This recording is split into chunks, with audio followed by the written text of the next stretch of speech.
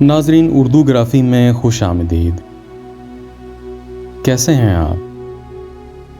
आज आपके लिए एक इंतहाई मशहूर गज़ल लेकर आए हैं। आपको यकीनन सुन के मज़ा आएगा। उससे पहले अगर आपने हमारे चैनल को सब्सक्राइब नहीं किया तो अभी कर लीजिएगा और बेल के आइकन पर क्लिक कर दीजिए ताकि आने वाली वीडियोस की इत्तला आपको बर वक्त मिल सके।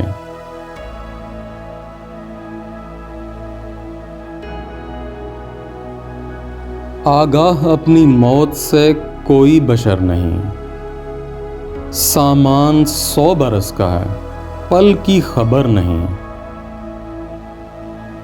आ जाएं रो बगैर में हम वो बशर नहीं, कुछ आपकी तरह हमें लोगों का डर नहीं।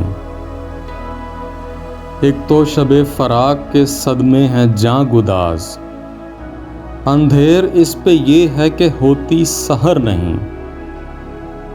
क्या कहिए इस तरह के तलवन मिजाज को, वादे का है ये हाल इधर हां उधर नहीं।